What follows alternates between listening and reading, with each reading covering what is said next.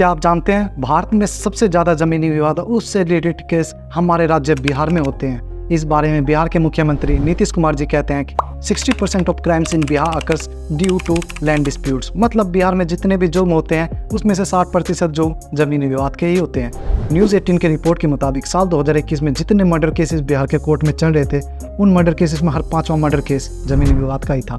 UP, Uttar Pradesh जो कि जनसंख्या के मामले में भारत में नंबर 1 पर आता है, वहाँ बिहार के मुकाबले आधे भी जमीन विवाद केस नहीं थे।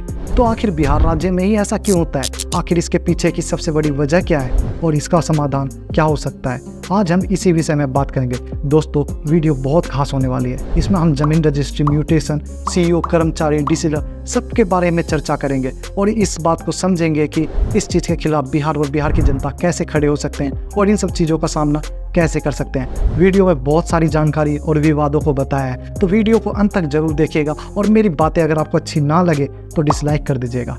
नमस्कार दोस्तों, मेरा नाम है वीरेंद्र और मैं अहमदाबाद बिहार से हूँ। मैं काफ़ी समय से अपने प्रखंड अहमदाबाद के ऊपर चर्चा करने, सही गलत, भ्रष्टाचार, इन सब के ऊपर काम करना चाहता था। लेकिन जब से मैं यहाँ आया, मेरे साथ 15,000 फार्मेसी छात्रों की लड़ाई Bihar state pharmacy council Patna Bihar से चल रही थी, जिसमें हम छात्रों ने 24 जून 2024 को जीत हासिल करी। जिसमें मेरे खिलाफ बोलने से लेकर मुझे धमकियाँ तक मिली, बट मैंने एक ही चीज़ ठान रखी थी, ये बिहार है, यहाँ ऐसे ही होता है। इस परिभाषा को बदलना था। खैर, बैक टू द टॉपिक। दोस्तों, ज़मीन जो है ना, एक मिडिल क्लास व्यक्ति बहुत मेहनत की कमाई से खरीदता है। उसमें उसके कई सपने जुड़े होते हैं और बहुत सपनों को दफनाकर वो पैसे इकट्ठे किए होते हैं, तब जाकर वो कहीं ज़मीन खरीद पाता है। मेरी ये बातें शायद वो लोग समझ पा रहे हैं जो गंगा नदी के कटाव के डर से अपने परिवार के लिए कहीं नदी से दूर अच्छी जगह ज़मीन खरीद रहे हों या खरीदने की सोच रहे हों। हाँ, जानता हूँ 100 में से 20 लोग पैसे देकर अपना काम करवा रहे हैं, ब्लॉक लेवल से गलत चीज़ों को बढ़ावा दे रहे हैं, खुश भी हैं, लेकिन इस वजह से बाकी 80% लोग पिस रहे हैं। दोस्तों, ज़मीन खरीदने के लिए बिहार में 2 जगह से गुजरना होता है, निबंधन कार्यालय और अंचल कार्यालय, जिसमें सबसे पहला और सबसे मुख्य भाग निबंधन कार्यालय होता है। यहीं ज़मीन की रजिस्ट्री की जाती है और सभी प्रॉब्लम जो ज़मीनी विवाद का जन्म देती है यहीं से शुरू होती है। निबंधन कार्यालय में बेचने वाले और खरीदने वाले को सेल डीड के साथ सब रजिस्ट्रार के सामने प्रस्तुत किया जाता है। उससे पहले आपका सेल डीड बनाया जाता है, जिसको लोकल भाषा में केवाला भी बोलते हैं। इस सेल डीड को मुंशी तैयार करता है और सेल डीड केवाला में थोड़ी सी भी गलती भविष्य के लिए सिर्फ परेशानी होती है। इसमें मुंशी की एक छोटी सी गलती किसी की जिंदगी तबाह कर सकती है। इसलिए सेल डीड में थाना, मौजा, चौहद्दी, रकबा एकदम सही तरीके से जांच करने के बाद ही रजिस्ट्री करनी चाहिए, क्योंकि मुंशी अगर आपको कहता है कि इन सब चीज़ों में गड़बड़ी होने के बावजूद वो काम करवा देगा तो भविष्य में परेशानी और विवाद सिर्फ आपके साथ होगा और किसी के साथ नहीं। और सबसे ज़्यादा गलती तब होती है जब व्यक्ति अपने दादा दादी या फिर माता पिता की ज़मीन को बेचते हैं।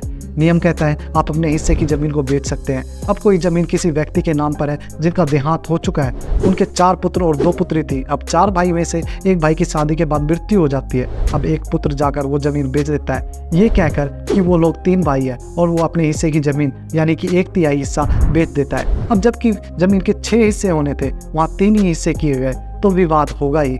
ऐसे ऐसे न जाने कितने ही मामले हैं। लेकिन रजिस्ट्री के लिए आप कभी भी निबंधन कार्यालय जाइए, आपको मुंशी यही बताएंगे कि हो जाएगा रजिस्ट्री।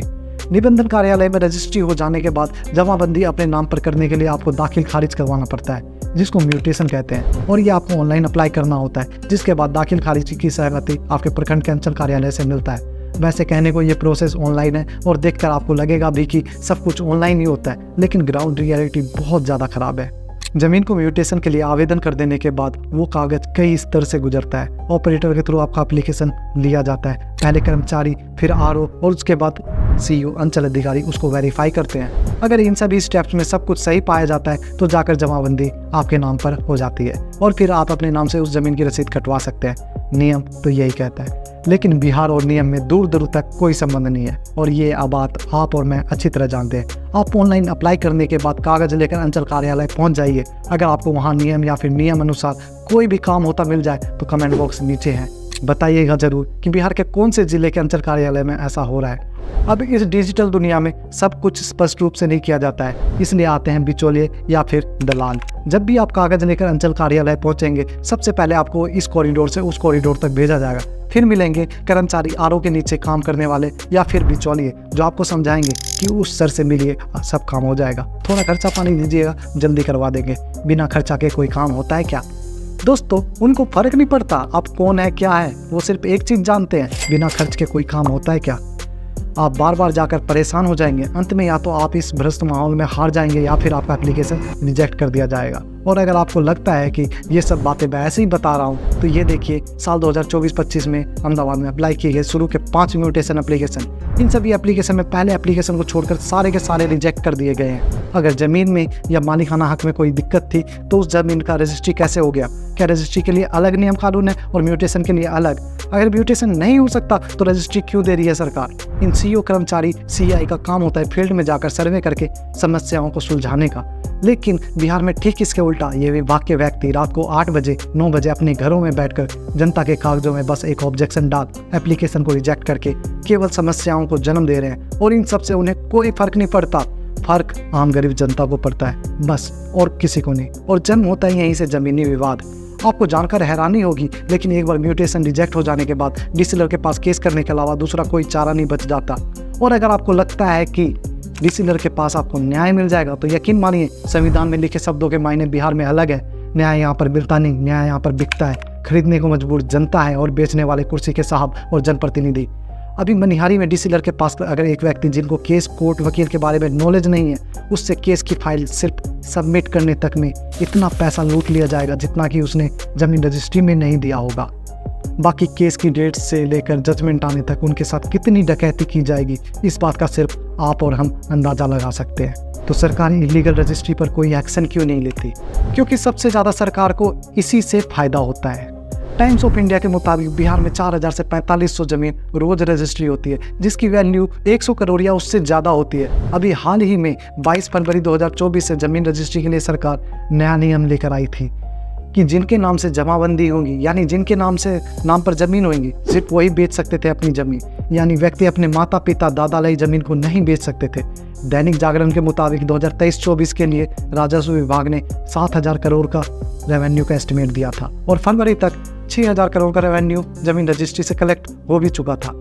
लेकिन ये नियम आते ही जमीन रजिस्ट्री में 70% से ज़्यादा की गिरावट आ गई। जहां पहले 5000 रजिस्ट्री लगभग रोज होते थे, वहां अब 1500 रजिस्ट्री नहीं हो रहे थे और रेवेन्यू 6019 करोड़ में ही सीमित रह गया। अंत में बिहार सरकार को पुराने नियम से रजिस्ट्री को वापस से शुरू करना पड़ा और दादा परदादा की जमीन की रजिस्ट्री उनके वंशज अब कर सकते हैं।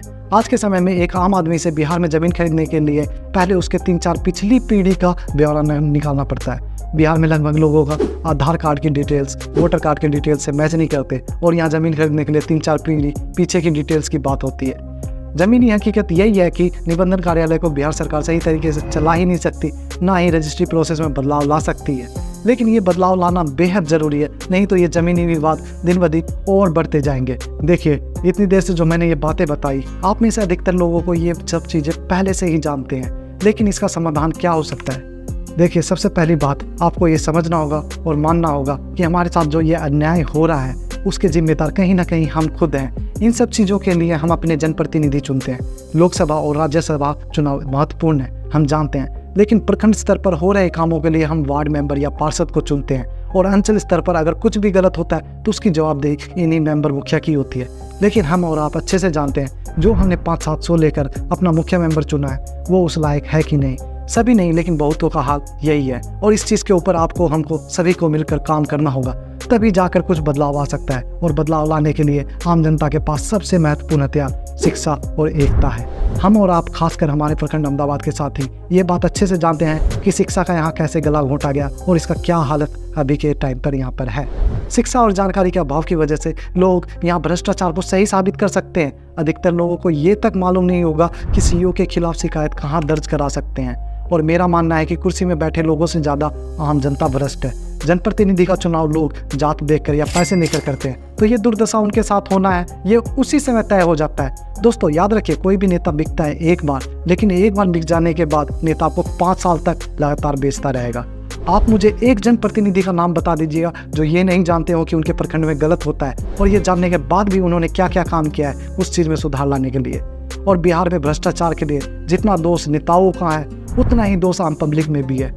90% व्यक्ति अपनी बेटी की शादी किसी सरकारी नौकरी वाले के साथ करना चाहते हैं, भले उस व्यक्ति की सैलरी 20-25 हज़ार क्यों ना हो। क्यों? क्योंकि वो जानते हैं ऊपर की कमाई काफ़ी है। अगर आप अपनी बेटी के लिए भ्रष्टाचार को सही मान सकते हैं तो आपके साथ भ्रष्टाचार क्यों नहीं होना चाहिए। जब आप अपने होने वाले दामाद से भ्रष्टाचार की उम्मीद रखते हैं तो बाकी के कर्मियों से शिष्टाचार की उम्मीद कैसे कर सकते हैं। मेरी बातें शायद कईयों को कड़वी लग सकती हो, पर ज़मीनी हकीकत यही है, जब तक लोग खुद वो बदलाव बनने की कोशिश नहीं करेंगे जिसकी वो कल्पना करते हैं, तब तक कोई बदलाव आ भी नहीं सकता। मेरी लड़ाई बहुत बड़ी है, इसमें मुझे साथ चाहिए उन भाइयों का जो इसमें मेरा साथ दे सके, बिहार से भ्रष्टाचार के खिलाफ लड़ाई लड़ सके और एक बेहतर कल जिसमें सिर्फ भ्रष्टाचारी नौकरशाही नहीं, आम आदमी की भी इज्जत हो, वो बिहार बनाने में मदद कर सके। मैं जानता हूँ मेरे साथ इसमें फार्मेसी के काफ़ी भाई जुड़े हुए हैं, उनको अगर मेरी बातें पसंद ना हो तो साथ छोड़ सकते हैं, लेकिन मेरा व्यक्तित्व यही है। लेकिन जिनको लगता हो कि हाँ इस बदलाव में हम भी जुड़कर कुछ योगदान दे सकते हैं तो जुड़े रहिए। और मेरे अहमदाबाद वासियों, आप लोगों से अपील है, अगर आपके साथ कुछ भी गलत होता है, प्रताड़ित है, वो युवा भाई जो शिक्षा पे यकीन रखते हो, बेहतर समाज चाहते हो, जरूर जुड़िए। आप लोग संख्या में जुड़िए। मैं इस बात का आश्वासन देता हूँ, अंचल स्तर पर तो आपके साथ गलत नहीं होने दूंगा। आप संख्या में मेरे साथ जुड़े तो किसी भी गलत काम की शिकायत लेकर हम संख्या में डीएम ऑफिस जाकर सीओ की जवाबदेही मांग सकते हैं, क्योंकि हमसे जनप्रतिनिधि चुनने में गलती हुई है। लेकिन इसका मतलब ये नहीं है कि ये जनप्रतिनिधि कभी बदलेंगे नहीं, और जब तक ये बदलेंगे तब तक हमारे साथ सिर्फ अन्याय हो ये भी जरूरी नहीं। धन्यवाद।